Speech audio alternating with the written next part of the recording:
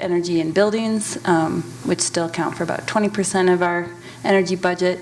And so energy efficiency programs at the household level, and increasingly I've done more work in workplaces at the management level of a facility, can be opportunities to reduce exposures, but they also present opportunities to meet climate goals or decarbonization goals. So I think that's one lens that I maybe bring to this panel. And then one that may not come up because it's pretty Colorado focused is I've done a fair amount of work in settings where people use solid fuel like wood and biomass and coal for cooking and heating, and are undergoing transitions either naturally or motivated by policy or motivated by like large donations that want to incentivize changes to cleaner fuels at the household level. Most of that work has happened for me in China, and then because of that work, I've worked with teams to understand the process by which communities and households make changes to their household energy systems. So a lot of that actually has turned out to be pretty transferable into homes here. So I've done work in Fort Collins on household energy efficiency program engagement.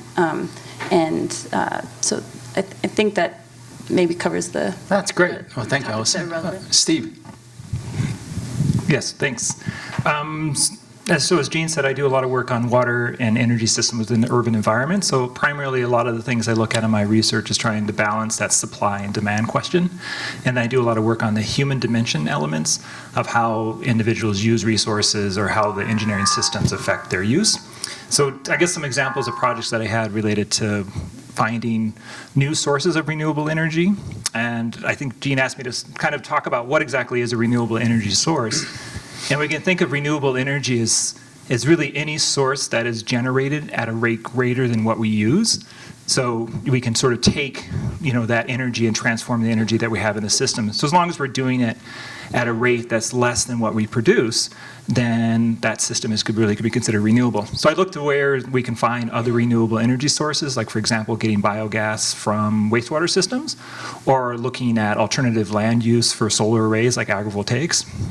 On the supply side, I do a lot of work like Ellison in terms of energy efficiency, looking at how individuals might use or reduce their energy consumption. I have a number of studies that are looking at like willingness to pay for energy efficient homes. Short story, people do want to pay for that, but how do you find one? Can you find an energy efficient home? Right, so it's a bit of a challenge there.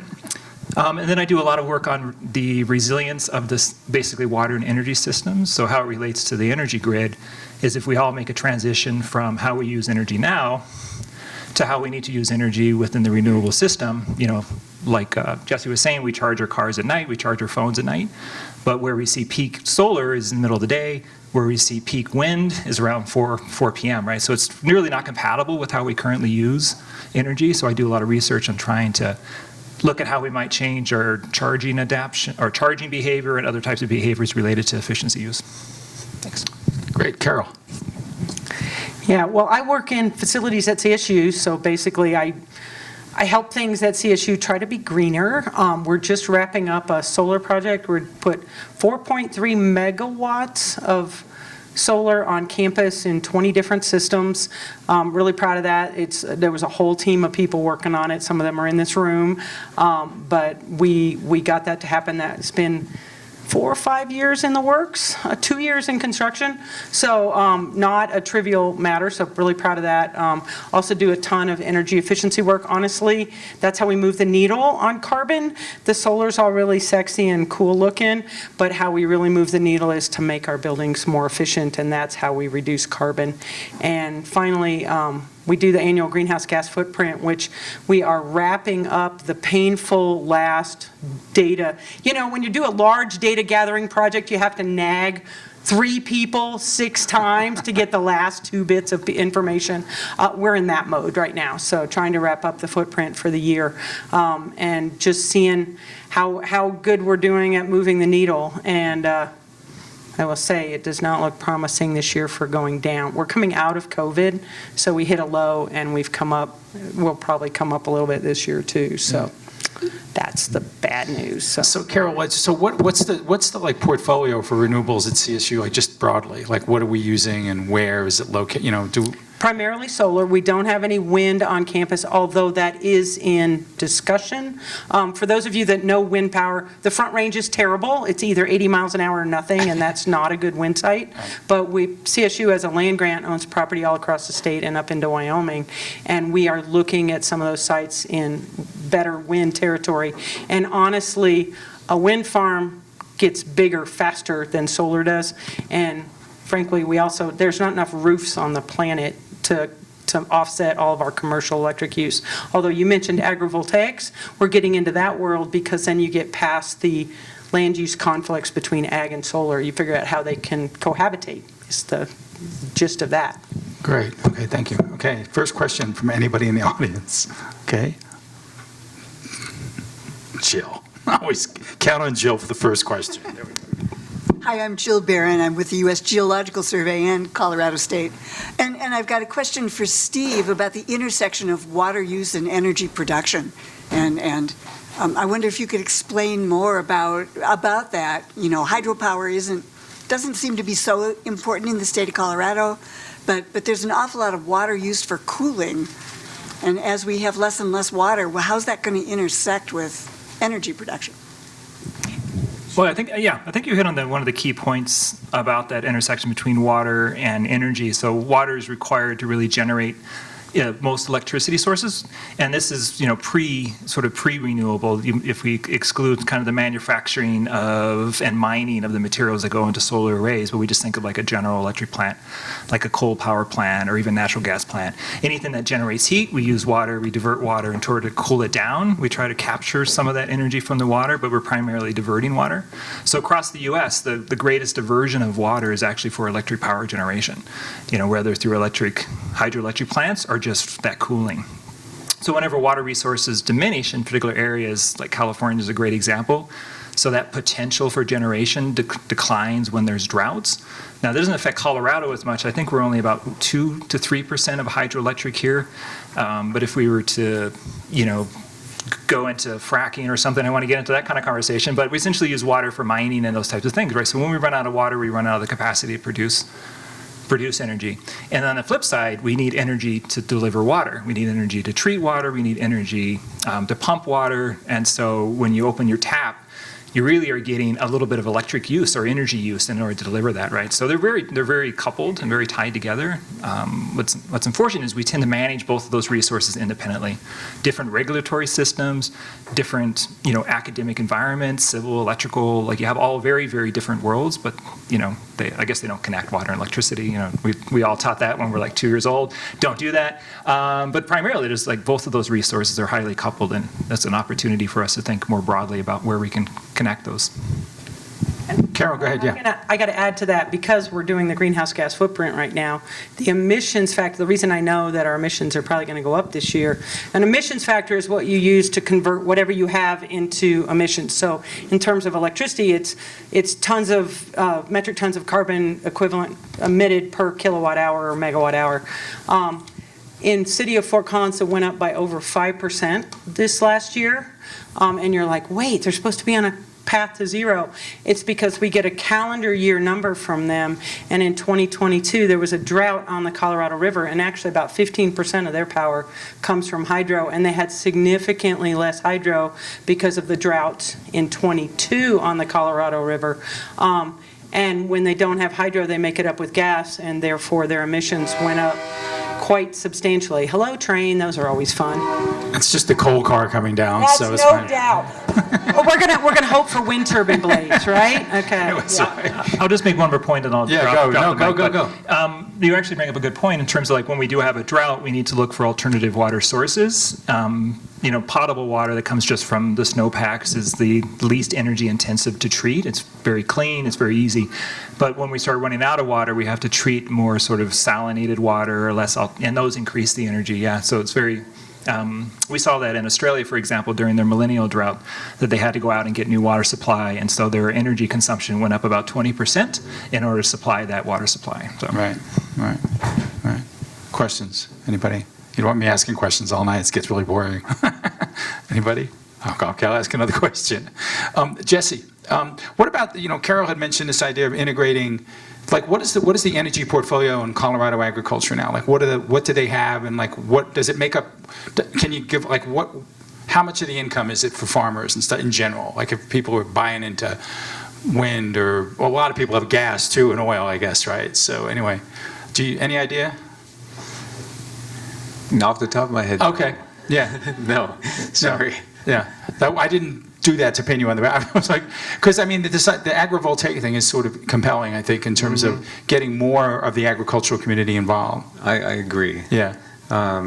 So are you asking essentially what is agrivoltaics? And Yeah, that would be a good, Okay. yeah, thank you. Okay. Yeah, let me rephrase that question.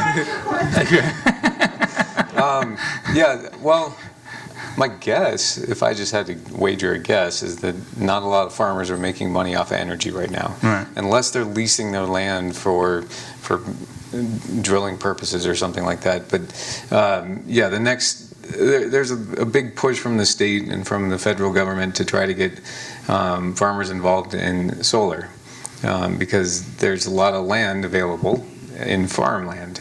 All land is essentially accounted for in the United States, and we need somewhere to put the solar panels if we want to meet our renewable energy goals, and an obvious solution was paying farmers to rent some of their land to do that. Right, okay, great. I actually looked that up, so I was very curious about what our renewable energy profile was. Yeah. And so surprisingly, it's 4/5 wind. Across Really? the state. So we think of Colorado as being this nice sunny place, which always surprised me why not every roof already has solar and would have solved that problem Right. first. But yeah, 4/5 are wind, and then we brought a 37% profile for renewable energy. So we're behind Wyoming, not good. Right, in wind or in everything? I mean, in all renewable renewables? energy.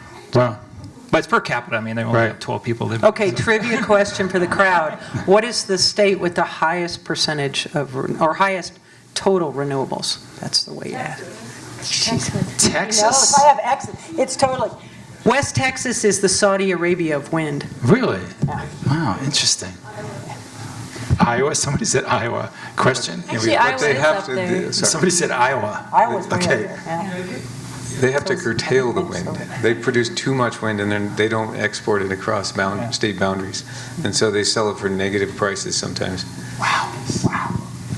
Jean, to your earlier question, one thing I had done a little background research before this on is the state level governors, like what are they called, wildly important priorities, and then each one there's 4, tax reform, economic development is 1, health is another, energy is 1, and then the education, so all kind of impossible to argue against. But within each domain, the people in the position to set goals are setting goals for the provision of tech for supporting renewables. And just to put things in perspective, I think the Department of Agriculture, their goal by June 24, so next spring, is 25 ag producers that have support for energy efficiency or like novel access to renewable energy.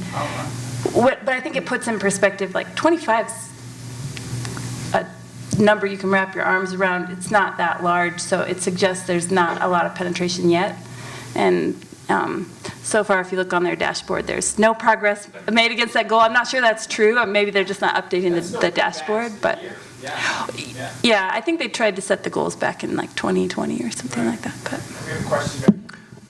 Hi, Pat Murphy's my name. I have a question for Jesse, and then I have one for the panel. But I'm curious about what you're doing in Texas with this idea of recharging cars at night and what incentives. If you could talk a little bit more about the program that you're talking about, because we all kind of, at least my impression has been, well, gosh, not off-peak use of electricity is at night, and so I want to charge my car at night. But thinking about our current time of day, electricity in Fort Collins is 5 to 9 right now is the peak. So like you said, if somebody wants to come home and plug it in, it's actually during peak times. Mm-hmm. So I'm curious to know what how you're thinking it through this plan of providing incentives for people to change the hours that they charge their cars. Sure. So it's basically following what Fort Collins has already done, doing peak prices, except you can have more dynamic prices, and you can have prices if you start increasing the technology in the home so you can monitor specific appliances differently, right? You can say the car is using this much electricity, but the house is using this much, or even different appliances within the house, basically a smart home, then you know exactly how much electricity the car is using and at what time. So you can give them different prices for charging an electric car. And the idea is, again, we don't want you to charge right when you get home, so let's incentivize that by having high prices to charge your car when you get home, and then when load goes down, then we reduce the prices and it makes it more attractive to charge your car. Okay. That's essentially it. So Go ahead. Go ahead. No. It's complicated though, because I have an electric car and I think about this all the time. I actually go against what Fort Collins wants me to do, because the marginal emissions from charging your electric car at night here, when you're charging an electric car at night here, you're probably charging it on coal power, maybe some natural gas coming from Rawhide, on average. If I charge right when I get home at peak hours or during the day, there might be a fraction of that that's coming from solar or wind. Well, wind can happen at night, but it might be a fraction from solar. And at least during peak hours, I'm pretty sure it's coming from natural gas, if not solar. So my emissions when I'm charging during the peak hours, I'm paying more. I understand that, but my emissions are lower. Interesting, very interesting. But speaking of Texas, I read recently about this concept of a macro grid, and Texas has got its own grid, and it's generating a lot of wind power. And one of the challenges with renewable energy is distribution, getting it in places where we don't. And I wonder how you might address that or talk about that in terms of connecting Texas to the rest of the country, or just in general, transferring or transporting all the renewables in certain areas of the country where they're producing more than they need. Sure, there's several levels to that question. So Texas realized that they had a lot of wind out in West Texas, and so they invested in building transmission to get that power from West Texas over to East Texas. What they have not voted to do, though, is join the rest of North America, the power grid in North America. So, yeah. So, well, there's a lot of papers and a lot of academic papers, and also like New York Times opinions articles on why Texas should join the electricity grid. And they can make a ton of money by selling their excess wind power to the rest of the United States. But they don't want to do it because, I think, my understanding is primarily they don't want to be regulated by FERC, the Federal Energy Regulatory Commission. So that's the issue. Yeah, and what's interesting is Colorado is also not part of a regional electric system either, but I think maybe we're a little closer to try and consider that, because that's one of the things we need to be able to redistribute all of our renewable energy and be able to balance it out, right? Who has the excess energy when you need it? I have a couple students that are studying the renewable energy grid with EV charging, and so I think what Jesse was alluding to is the idea of more dynamic pricing, or something that where you no longer have fixed prices, maybe not even prices at all, you just get a signal. So you plug in your car and your car takes care of that, right? So when do you charge it? And then the other option is a lot of individuals don't have access to chargers at home, so you're going to have to see how you can manage to have, people who live in apartments or people that live in multifamily buildings, like how do they charge, right? So they need to get access to the public infrastructure. So then you could incentivize people to, if you can imagine you're driving around, a little app pops up and says, hey, I'll give you $1 if you charge. I don't know if that would work. Maybe you can decide if you want to pull over. Convenience is a major factor with EV charging right now, is how convenient it is and how much time is it going to take me? How am I going to divert my trip? People won't even stop for red lights, right? So, like if you're trying to stop to charge your car. But I think if we get the right incentives and the right infrastructure in place, then we can kind of balance that grid out a little bit, so not everybody's just charging at night.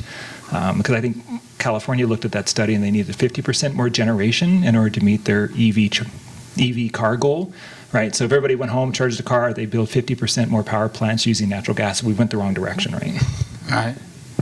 So is it better? I guess the people, so if it's mostly, I think what Jesse was saying was that if say, for example, you're driving an electric car in a place like Maine, probably you get a much better carbon footprint credit for your electric car than you do in Colorado, right? Because we're not burning as much coal, right? It's just all about coal, really, right? The best is the Pacific Northwest. Oh, because the hydroelectric, right? Yeah, right. But I guess the big thing is that your electric grid is switching to renewable. Right. So if you buy an electric car and we meet the targets at 2040, I think? 2030. 2030? When I wrote- 100% RE by 2030. I think they maybe changed that. I just did the website. No. No, we have carbon neutral by 2040. 20 carbon neutral. 100% renewable electricity by 2030. So, And the city has made that, Yeah. and Polite River has made that target. 100%. so if we meet that, yeah. So then, 100% RE by 2030. so your electric car turns more renewable over time versus I'll get you conventional next. I'll get cars him now. first, then I'll get you. I just have a quick follow-up question for Jesse, I guess. I'm curious, something you said there was really interesting to me, just about maybe different motivating factors for how you or anybody might choose when to charge. And so are you also studying or comparing responses to prices versus responses to carbon reduction versus just responses to, I don't know, I guess I know it seems like in the US we would never agree to this, but like, if we just only had so much, if you could only get so much flow into your house, and I knew that I was taking this much to charge my car, I couldn't run my dishwasher right now, or, you know, like it was something that was forcing me to choose what I could do. But I guess I'm just curious about if you've explored other nudges, other choices between just pricing, because you know, here in Fort Collins anyway, or Northern Colorado, our electricity is really cheap. A lot of people might not feel that or think that unless they've lived in California or Hawaii, but you know, anyway, price might not always be the motivating factor, so I'm curious what else you've looked at. Well, I'm an economist, so I'm always going to tell you, I'm always going to say that price is the motivating factor.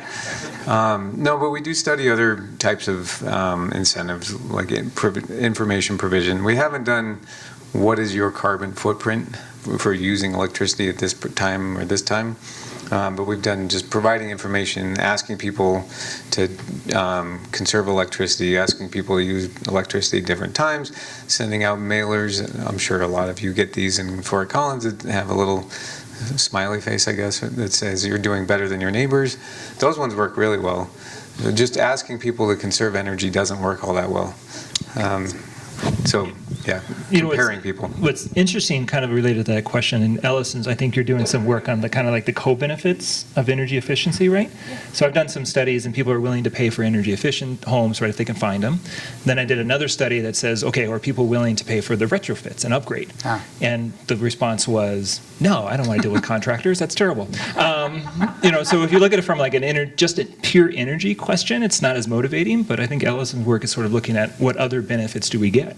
Ellison, want to follow up? Yeah.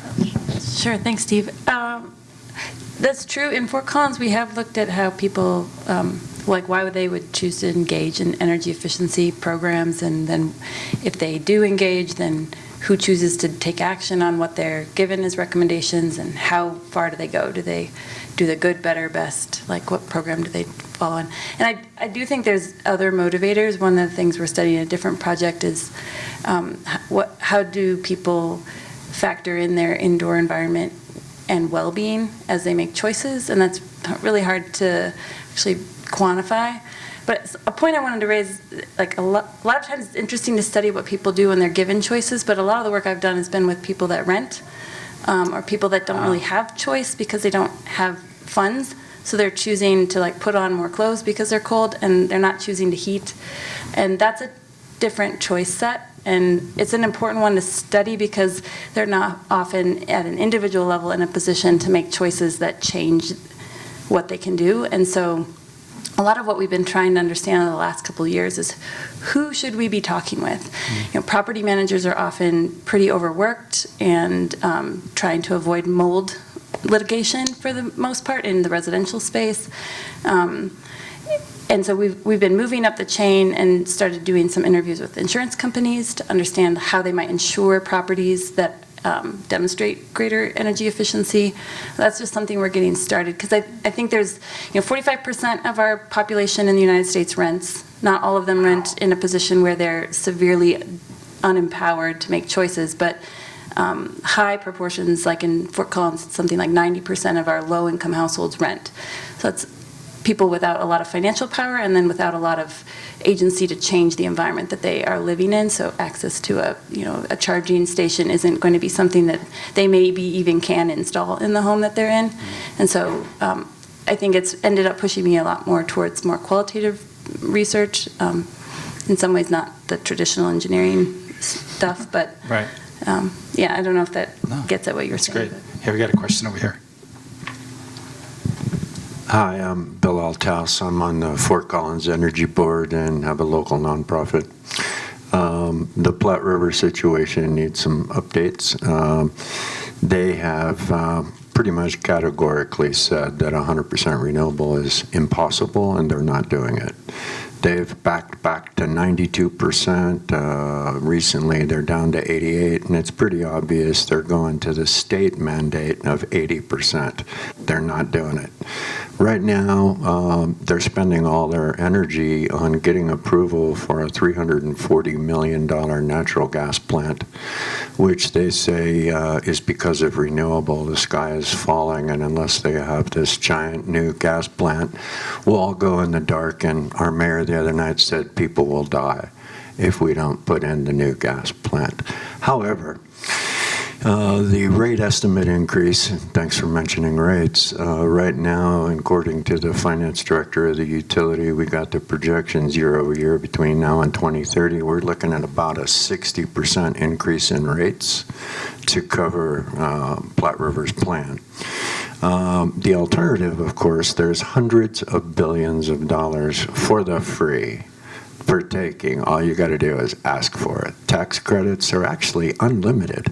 You know, the estimates are there's 400 billion. It's actually more like $1 trillion because the tax credits are uncapped.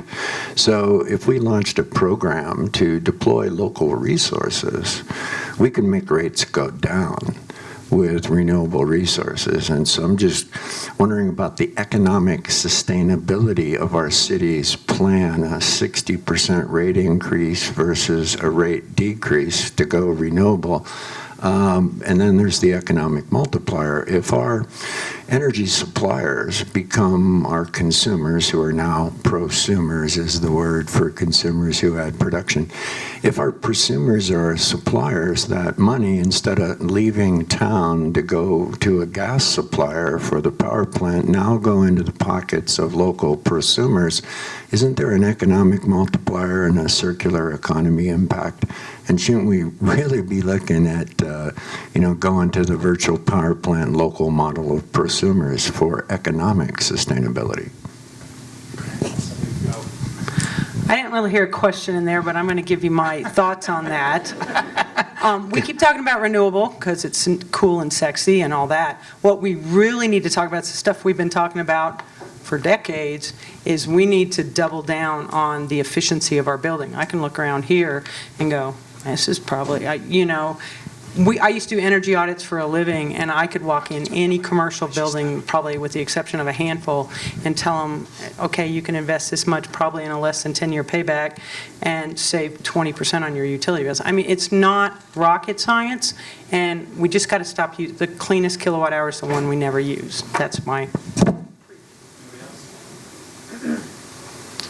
I have a son whose soccer practice is getting canceled, so I might have to step out and come back. But I can comment on what you were saying, maybe a little, only because of what I've been reading, not necessarily because I'm interested in rural energy transitions. That's what I've been studying in other countries, and it's something I've increasingly been trying to root my work here in Colorado. I don't know if this gets at what you were saying, but a recent report came out about rural electric co-ops as economic engines, and the numbers in the articles that I read are all absolute, so it doesn't really give you a sense of scale of how valuable that can be. But I want to comment on something I have observed, which is that there's a co-benefit, back to Steve's comment, of when people who live where they are getting their energy are invested and feel like they have people that are listening to them or live where they live and understand why they want to keep their propane tank in their yard and why they want to keep their wood stove, and can relate to that desire for energy security, which often gets pushed off the table in the conversation about advancing the energy transition.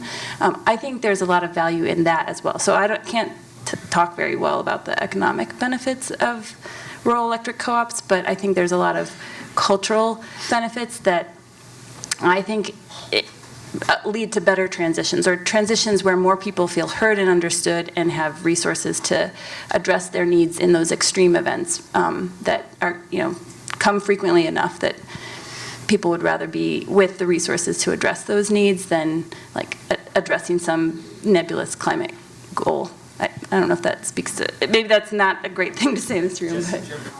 Sure. So first, send me the Brattle Group thing, and then we need to put together a spreadsheet that's just accounting for how much these ideas would actually cost and run the numbers on it, so that we could present it to Platte Power Authority. They could go renewable. I'm curious. I mean, they could just spend the money to invest in solar and wind and batteries. I don't know if that would raise the prices more than 60% or less than 60%. That would be another spreadsheet that we'd have to give them. But they're also, Platte Power Authority participates in a competitive market now. And so what they're thinking, I visit Rawhide every year with my class, and for the past 5 years they've said they're going to shut down their coal plant. And then when they entered the competitive market in the last year, they said, oh, we're not going to shut it down anymore. We're just going to start selling power elsewhere, and we'll be importing renewables. So they're thinking about it. I'm not in on the energy, I'd like to sit in on the energy board, but I don't know what they're talking about other than once a year visits to Rawhide. Yeah, thank you. My name is Diva Glazard, and I am with Polestar Village, Polestar Gardens. So this is by way of hitchhiking on a couple of things I've heard so far, and also we're working with Bill Althouse, who just spoke about the issues with Platte River Power Authority and some of the decisions they're looking at making. Polestar is, so now we're back to local. This is a global conversation, but we're back to local because this is the Fort Collins conversation. Polestar Village is an educational nonprofit that is developing a conscious and walkable neighborhood over in northwest Fort Collins. And we're about ready to go to public hearing. The buildings are LEED Gold certified as a standard, so those who are looking for energy efficient homes, you might want to look this direction in a couple of years. But we're also working to try and cut new water, if you will, or kind of come into the energy conversation with this development. Particularly, we have proposed several times to develop a microgrid within the development. It's 144 residential units, some commercial units as well. The design has gone a long way toward solar orientation for all the buildings, but of course, if you get everything oriented south, it gets a little bit weird. So the actual development is beautifully integrated. There's been a lot of brain juice into the layout. But the proposal was to create it all solar, tie it into, and this is a lot of evolving technology, we understand, but it's also evolving to the point where it's realistic.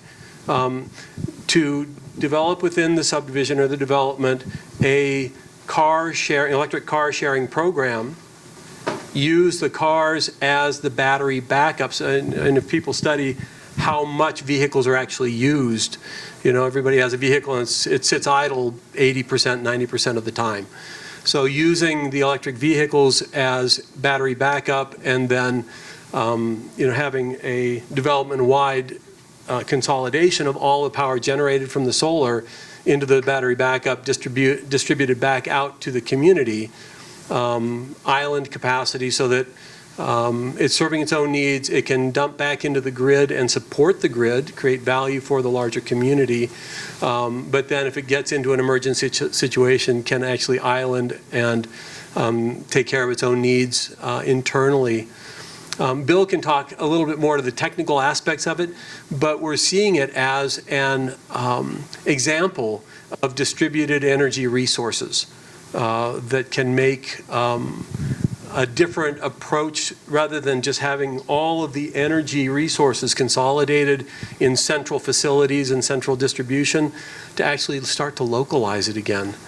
Energy has always been localized up until the last 100 years when it was centralized around energy production. But it looks like we're trying to outgrow that mode. I'm giving you the information about the development, again, Polestar Village, but also we're working with the IBE in many aspects, design considerations, but also we just had a huge meeting with them this morning about them supporting getting this microgrid into play, and would love to have as much support from Colorado State University staff and team members to kind of break through the inertia and resistance of existing systems to this kind of introduction of this kind of a system. Okay. Any thoughts or comments? Yeah. Yeah. So IBE, Institute for Built Environment. Agree, yes. So I guess a couple thoughts on that. So I run a water, energy, urban design challenge with engineering students and hopefully more students, and we collaborate with the Institute of Built Environment, where we look at taking, a precinct or a district within the city and redesigning it so that it has an integrated water and energy footprint, and eventually even designing it so it's regenerative. Now, the energy side is a little bit easier question in Colorado than the water side, because you can't use your water quite the way you would want to get a full regenerative system. You could capture the water, you could reuse it, you could on-site treatment, you could irrigate, but you can always slow it down and see, as it moves through your site. Colorado water law gets in the way of. Yes, laws, I know. But the idea of sort of retaking a precinct and building that so it's a bit more energy independent, to say. And so you mentioned that, cars as being a battery backup, and a source for storing energy, being able to do on-site, there's depending on the district size, you could do plasma technology where you take construction waste and you burn it very efficiently versus, putting it into a landfill. You could do a local brewery. Everybody likes to have a brewery in their district now, right? So we'll just throw in a couple more breweries and we'll take all the waste from that and we'll put it in an anaerobic digester. We'll generate biogas and heat and we'll power the homes, right? So I think the technology solutions are out there. It's more or less trying to get, policy and really building design kind of integrated. I would say the Fort Collins is lucky in a sense with a number of utilities that I have worked with. They have an integrated design group, right? Integrated utility group. So they're trying to think about these things, but we're still trying to catch up. But yeah, if you wanted to run, we did the McWhinney Foothills Mall at the and so if you want to have my students take your site and go through and do a redesign, we could do that. You want to redesign your site? No, I'm just kidding. And I was just going to add to that is that I guess I'll throw down the gauntlet a little bit.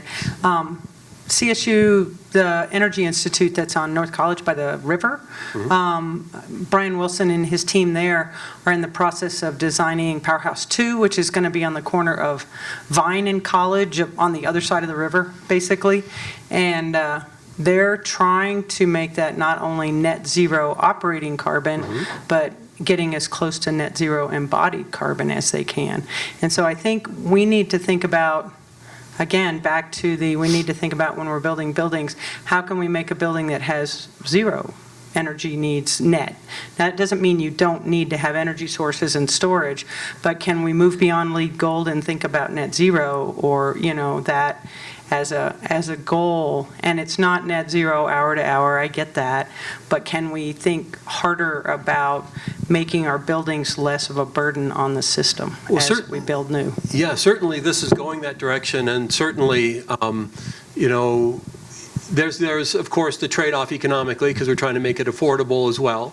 But this particular project is taken it as far as you can without energy inputs. Now we're trying to figure out how do you get energy inputs that are localized so you can actually get to net zero or even positive production, in terms that are zero carbon, not embodied but in production. Yeah. Okay. Question here. Paola Jung in psychology at CSU. I want to address Stacy's question about motivations, which was a while ago now.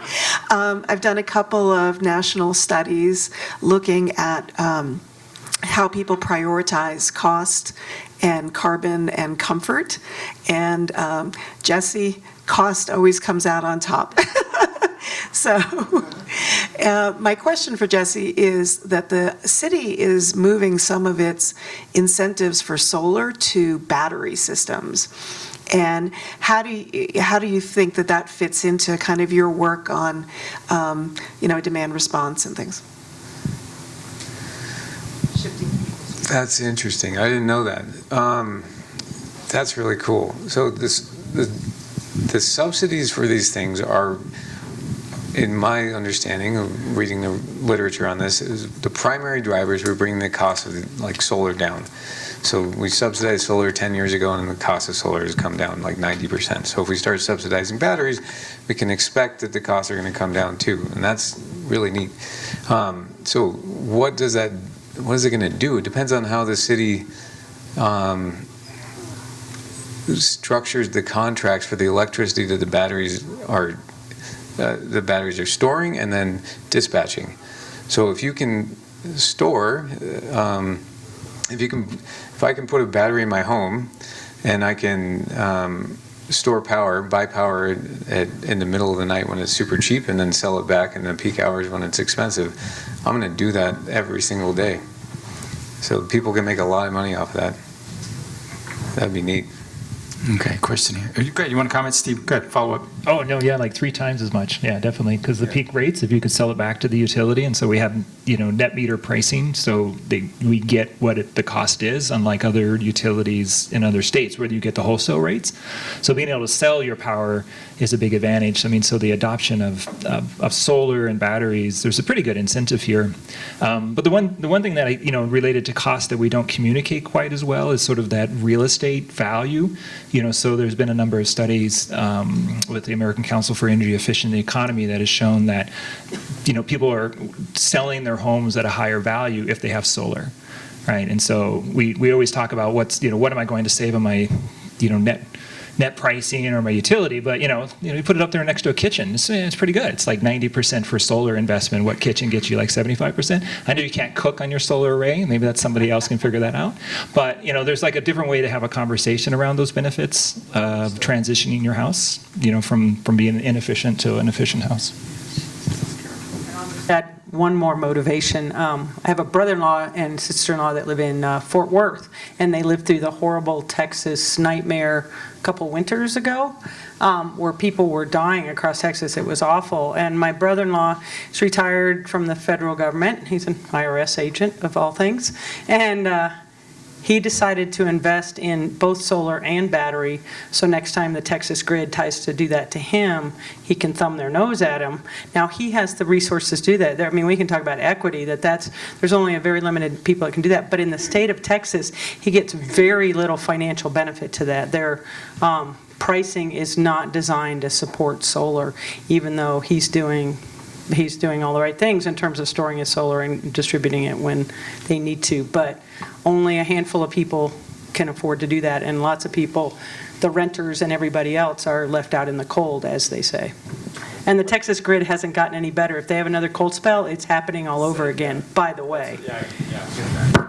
Good question. Oh, go ahead. Well, no, I think it might be a good opportunity if people aren't familiar with the Justice 40 initiative to introduce that, because people that can choose to invest in solar or battery and may choose to do so with their financial resources, we're seeing that's happening across the country. With the large amount of funding for infrastructure investment, IRA and Bill, there's at the same time, there's an Office of Environmental Justice that now has set forward a goal that's entitled Justice 40, and it's a large blanket that's now covering many things. And maybe I even said this the last time, because Jesse and I had worked on a grant where we learned a bit about this initiative. If you're not familiar with it, the goal is to have 40% of the benefits of the investment go to disadvantaged people or people that are experiencing disproportionate impacts from environmental, energy, equity, financial disadvantages. And that's different than saying 40% of the dollars. And I think that's a really important distinction to bear in mind. So that, and you'll find if you're reading articles on this, that the language is sloppy. And so you might see that it says like 40% of the investment. That's not the way it's being measured, which is why increasingly it's important to capture what are the benefits of these policies and how can we quantify them in ways that are meaningful to people that we want to help lift up. And one way to find that out is to work with them and find out what's meaningful. Sometimes it is financial, but there are other things like comfort. And so energy efficiency programs like the weatherization programs that have been around since the 70s are getting a massive influx of money, but with they've learned good lessons from ERA funding. So in the 2000s, there was the largest pulse of funding for for energy efficiency in low-income housing ever. Like budgets from 1970 to 2005 were exceeded in 1 year. And they had really short fuses, and those short fuses stuck around. They made them spend that money or lose it. And so the lesson learned that I think is nice to see is that right now, the funding that's being allocated towards weatherization and weatherization readiness, getting homes ready to receive energy efficiency upgrades, is a lot more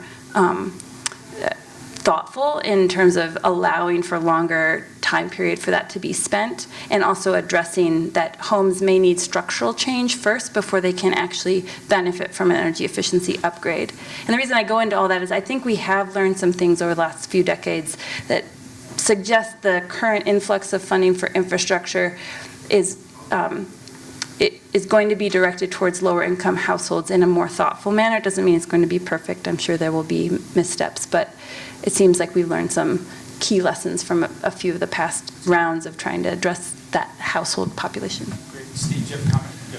Oh, yeah, on the sort of the equity side, so the two groups that we've found that are most interested in achieving that independence, energy independence and local, right? So that was like one of the big motivators for shifting beyond that cost, right? How can I achieve some energy independence? Were those that were basically households of incomes lower than $50,000 and those that have household incomes of greater than $250,000. So, so you're really kind of speaking to two different groups, those that can afford it and want to do that because they're essentially can, and those groups that need to do it, right, and need to have that independence. And I don't know if you remember in the Justice 40 or if you know this, but the one area that I always have trouble with is sort of the incentives for electric vehicles, right? And so when we look at the populations that have to commute and have to drive and are forced, right, the same populations that were working during COVID, they're out on the road, they're often the largest commuters. Well, those are the ones that aren't adopting electric vehicles. Those are the ones that have conventional vehicles and they're moving through there.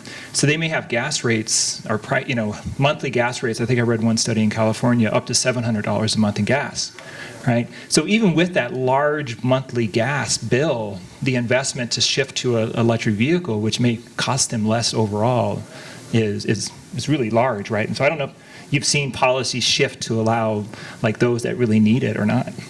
I do not know a lot about the transportation space, but I think where an analogy that we see is that large capital investments, so heat pump adoption is another example. It's a large amount of money all at once, or a large loan that somebody needs to set up, and that's just generally been out of reach for lower income households. Like they are absorbing a $700 gas bill, but they are not able to switch to a vehicle.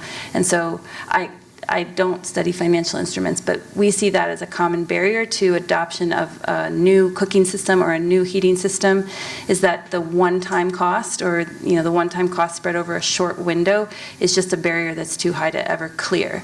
And so for in studies where we've looked at people retrospectively, how long did it take them to transition? The lower income groups, it's decades before they can catch up to what their higher income peers transition to well in advance of them. So translates to transportation, but I think it might.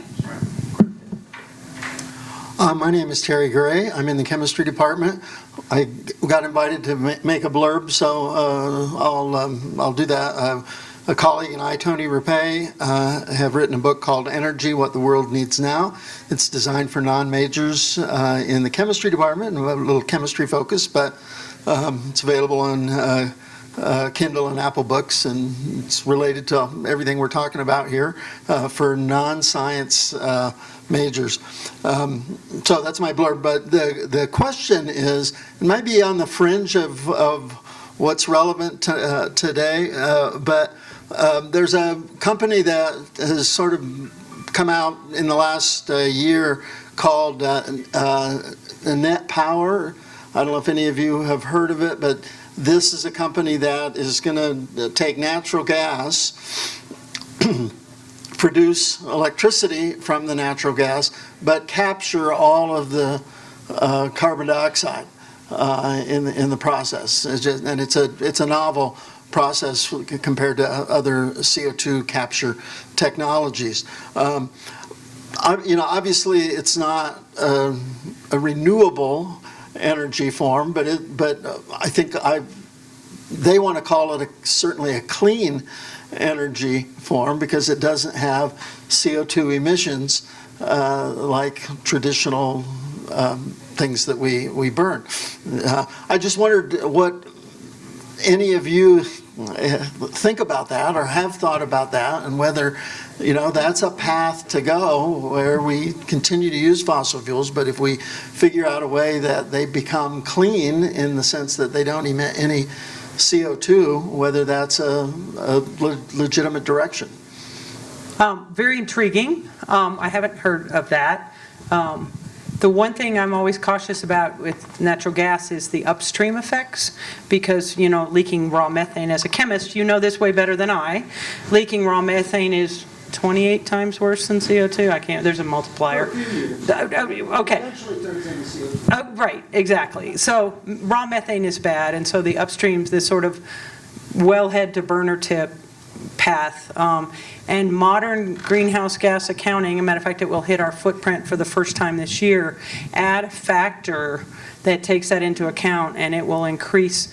That will be on top of the footprint that we have historically, but now the protocol is that you add this, and I can't remember, Stacy, is it 10 or 15%? It's significant. And just to put it in perspective, natural gas is 35% of our footprint, so it's going to add significantly. So that would be my concerns about that technology. It's kind of like all the cool natural gas buses we have in Fort Collins. That's great, does great things for air quality. But they're only incrementally better from an emissions standpoint than a diesel bus because of the upstream effects of the raw natural gas. Yeah, so you have to make sure, and there's METEC. You guys know what METEC is at CSU? But they're doing research on trying to minimize emissions losses. That they have a sample wellhead built on Foothills campus. By the way, we are not fracking on Foothills campus. It's a fake one. But they test which constituents leak worse. How can we make that so that upstream effect, there always will be one, but how do we make that smaller? So CSU is going after that point, but that's the part of that nut that hasn't been cracked. Well, what's interesting is the question you posed is a lot of the work that I had done last decade. So you always kind of shift around depending upon, where federal money goes, right? So now it's all renewable, grid, reliability. But I had done a lot of work with, I mentioned wastewater utilities, right? So the vast majority, I think almost 80% of wastewater utilities burn their methane. Right, so they produce this, they run anaerobic digesters just trying to get rid of all this biomaterial that is really a renewable source. So I'm assuming we're going anywhere, and we're probably producing waste. I don't get into nobody likes to talk about that too much. But the idea is that, if you take that transition instead of natural gas from the ground, you say, where are the natural gases that our human systems are reducing just because we're doing things? You could essentially, it's much better to do something with those natural gas emissions, turn them into renewable natural gas, and to speak, either re-inject it into the natural gas pipelines that are already there, like Grand Junction does, for example. They take wastewater and they take that and they clean it, they re-inject it into the pipeline, or use that material for some other things. So another project we're looking at the Energy Institute is taking that carbon dioxide from coal fumes and then taking that carbon dioxide, not sequestering it, but actually feeding it to algae, and then taking that algae growth and using that algae for something more productive. And so in this case, it's ink. So I hadn't known this until I started this project with some collaborators, but apparently ink is one of the most carbon intensive and really devastating things that we can do on a planet, and I did not really realize that.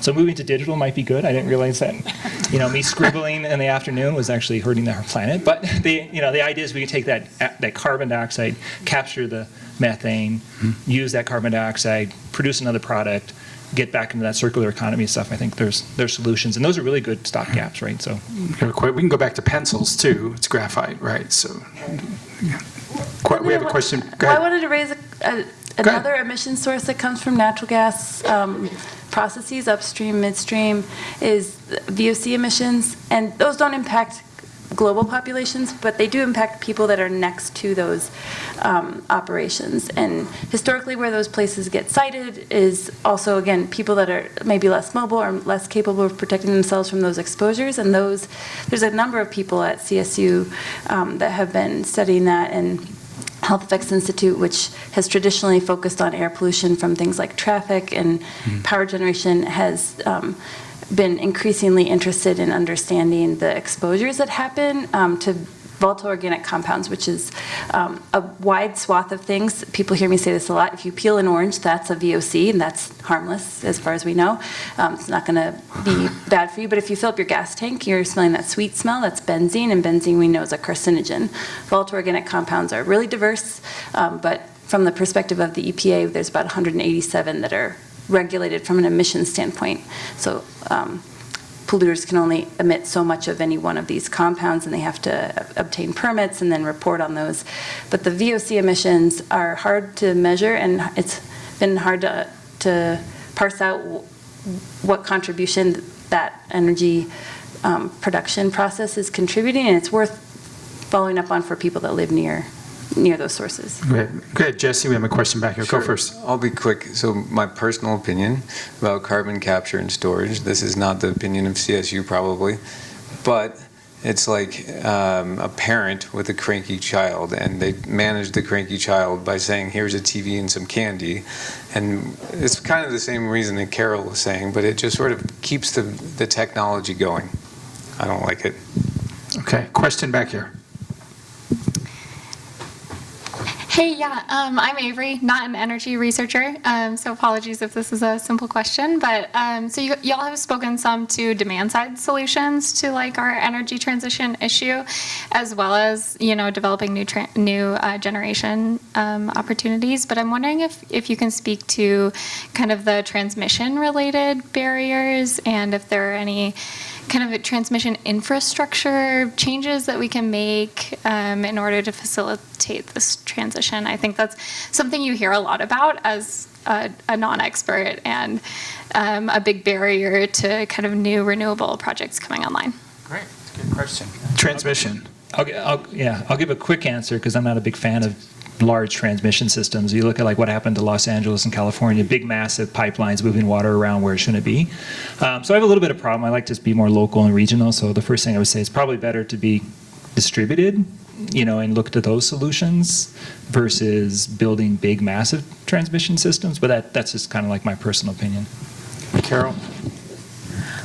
I spent my early career in electric utility industry, and as you probably know, there's 3 grids in the United States: the Eastern grid, the Western grid, and Texas. Texas is set up for secession. But the Eastern and Western grids are pretty much divided at the eastern border of Colorado. If you draw a north-south line there, it's on the eastern edge of Colorado, and it's us and them, and the only way you get across that line is what we call a DC tie, and they change AC electricity to DC electricity, take it to the other side, and turn it back into AC electricity. Has something to do about phasing. The electrical engineers could tell you that, but that's beyond my electrical engineering skills. But the thing that happens is you have places like the Dakotas that have fantastic wind resources, and there's no loads up there. And they also have oil up there, but oil's easier to ship around. So electricity, do we build transmission lines that help us get renewable resources from places like the Dakotas into places like Denver and Chicago and other places that can use it? The current system is antiquated. Everybody will tell you that. But it's a $1 project to upgrade the grid. So the more you can do locally, the less you have to move around. But the more you connect, the less storage you need, right? I mean, there's things with going big, but there's, the too big to fail can be a huge issue on the transmission grid. We all know what happened when the whole western, well, maybe no, some of you probably aren't old enough. I worked for an electric utility when the entire western grid went down because of a cottonwood tree in Idaho. And that sounds insane, but it was a really hot day. The line sagged on a huge, massive transmission line, created a surge that created multiplying effects, and the entire grid from the eastern border of Colorado to the Pacific Ocean went down for an afternoon, longer in some places. I worked for the city of Longmont at the time, and it was an interesting time. So these things can happen. So again, back to being antiquated, there's all kinds of things in there that can, that's a much longer conversation. Let's just go there. Okay. Do they have a lot of water up there? Because they can take the water, turn it into hydrogen, use the extra energy, transport the hydrogen. Yeah, We'll import water in Colorado. We can do that from a different state. Have any more water? No.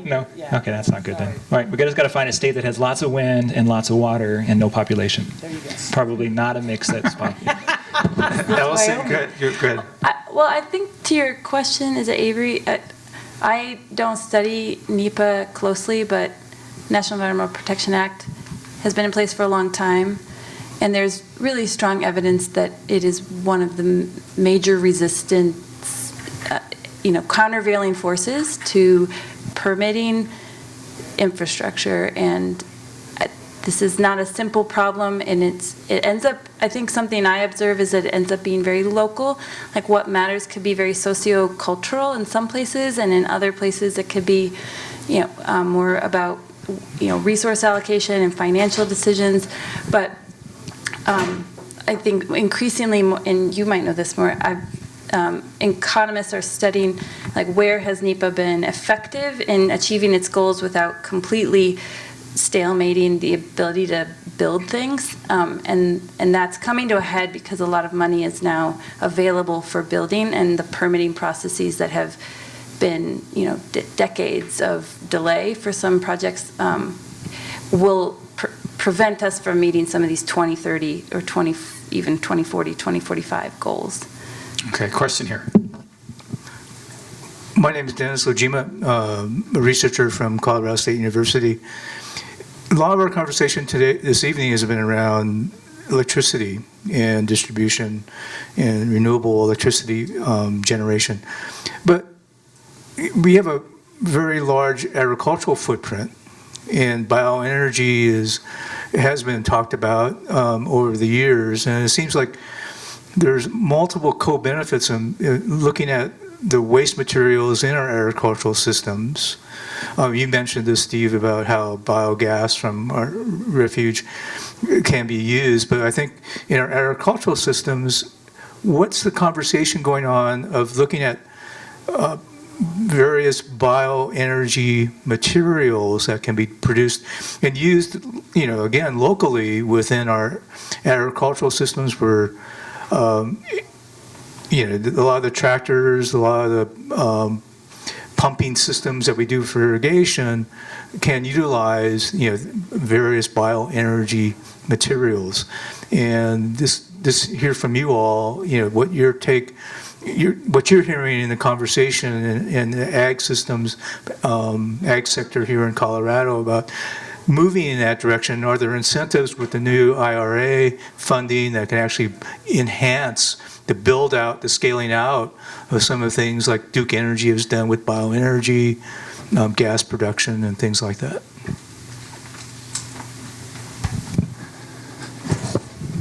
Okay, you're out of my wheelhouse, big time. And everybody else is looking like it's kind of out of my... I will tell you our one story of bio that we've tried at CSU. For many of you probably know, we did a wood chip boiler for many years on the Foothills campus and used that to provide part of the heat for some of the buildings out there.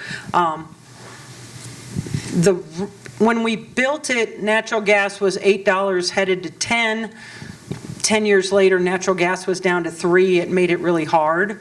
But the hardest part about biomass around here is that, like if I lived in the Pacific Northwest and I had, a lumber mill with a giant pile of sawdust, maybe that's a different story. But basically, the only way we could make the wood chips economical is if people had grants to do fire mitigation, and as the contractor said, the chips are free off the end until they come off the end of my chipper, and then you got to pay me to bring them to you. But then there's also the issue of, at some point, the diesel in that truck to haul those chips to you has a significant footprint, and you have to cancel all that out. So in the end, about 10 years after we started it, the wood chip boiler closed down, and we no longer operate. Matter of fact, we were able to sell it to a rancher who was going to use it to get rid of the burned wood on his property and use it for, he had a large ranch. But So thinking about Greeley, we have a pile of stuff out there that we could be used more effectively, and there'd be a lot of co-benefits environmentally of managing that waste more effectively and use it in a renewable way. Comment on that.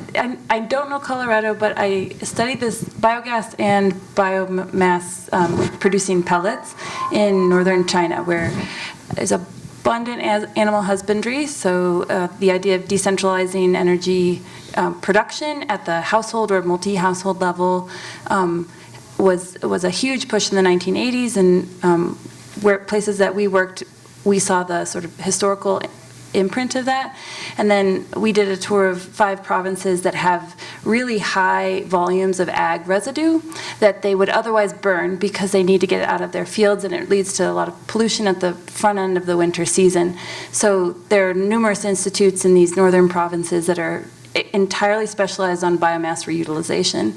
And it's interesting to hear your comment about the challenge. The biggest challenge is getting the stuff out of this huge area and bringing it to a central place and making it an energy benefit process. It's really costly, even in a place where tons of resources, people were offering it like free off their fields. If you'll drag it off my field, then we can use it. And it's been really hard for that to succeed at scales that are meaningful for people's energy demands, especially as those are growing. Steve? Yeah, I mean, I think the scale question is right? So we've done some work with like places like Starbucks or those that are kind of producing bio-waste, and it's really a scale issue. So it's very, very difficult to turn a Starbucks into a net zero facility just because of the investment needed to do that. So we had pitched to the USDA this idea about taking corn stove over and then routing that to anaerobic digesters that are regional anaerobic digesters, right, in terms of like, because it basically was waste that could potentially being diverted from landfills, right? And so that's really the big area. I think the opportunity is taking that waste that's going to a landfill and just turning it into methane, not uncontrolled methane. But it really came down to that shipping question that was been brought up. But I think about, if we can, once we electrify our trucks a little bit more, maybe all of a sudden that's a different picture. And I mean, it's regional, right? Because the Midwest, 70% of the corn goes to ethanol, right? Yeah. And then Colorado, 90% of our corn goes to feed livestock, right? Yeah. So, I mean, it's a water thing again in Colorado, because every ounce of water you're putting into corn, which uses most of the water in our state outside of alfalfa, which is another feed for animals, right? So it's still a water question here. And I think in the Midwest, it's just a choice, soybeans or corn, right? Yeah, I'm always trying to find organic waste because I think we should use whatever the waste is first. And I tried working with the beet growers, and surprisingly, they use everything. They do. It's like, hey, do you have any waste that we can use? We can route to things. They're like, well, no, we take this and we ship it to there. They use it for, feed the cattle. We do this. We restock that. I'm like, well, do you have anything left over? We got some jars of molasses. I'm like, well, I don't know. I don't think I can do much with that. But so I need a chemist to tell me how I can take this molasses and turn it into some new product, right? And we can do something with that. Any questions? Come on. There we go.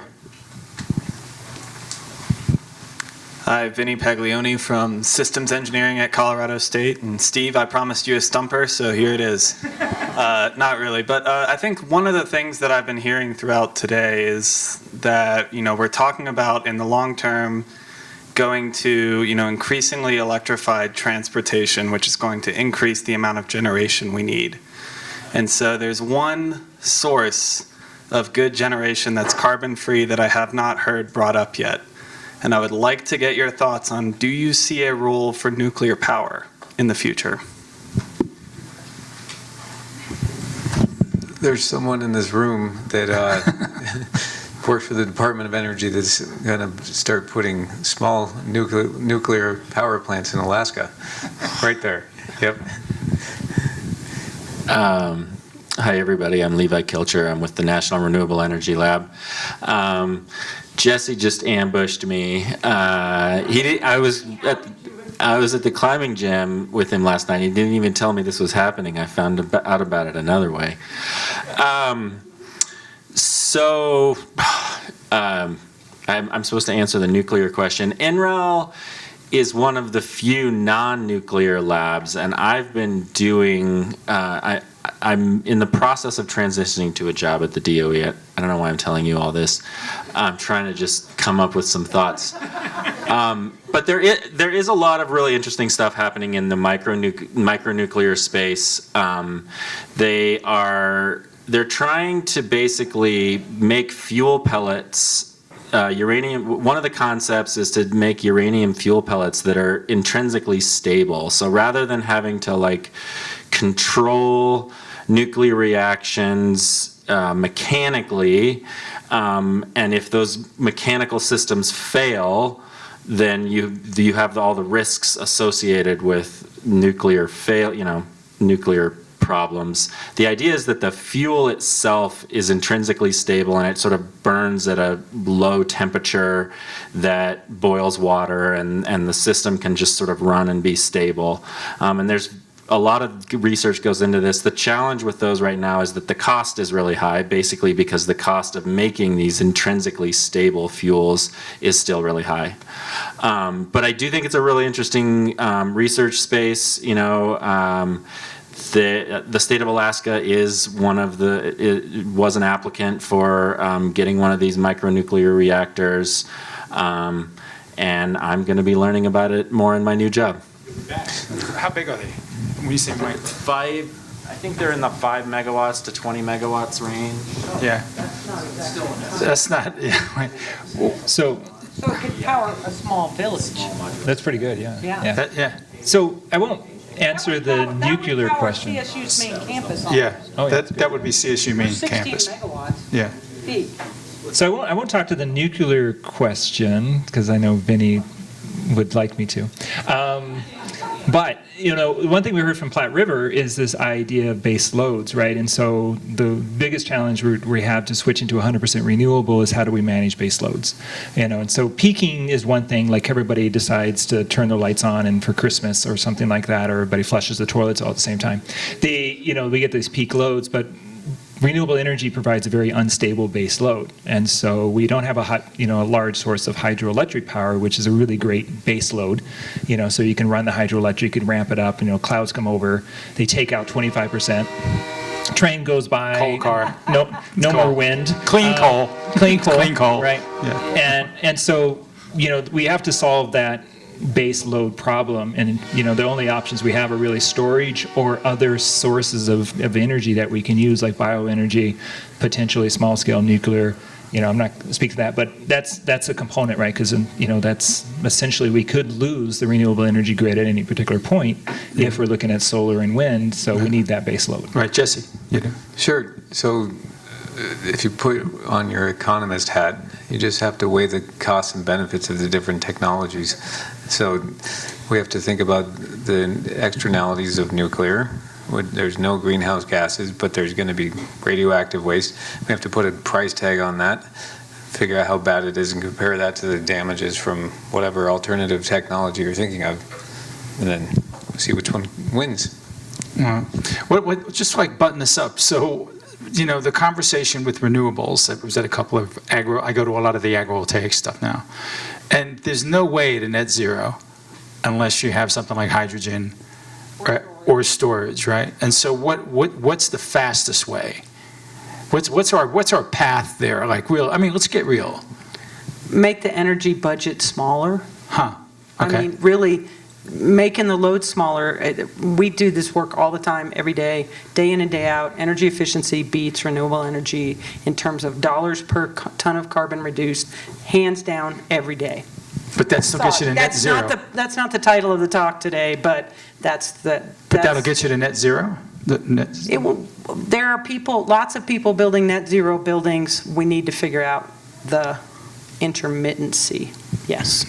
Okay, any other comments on the panel? We're getting close to quitting time. Jess? You're going to give me the cost benefit? Every time I talk to Jesse, Yeah. why don't let Jesse manage my healthcare?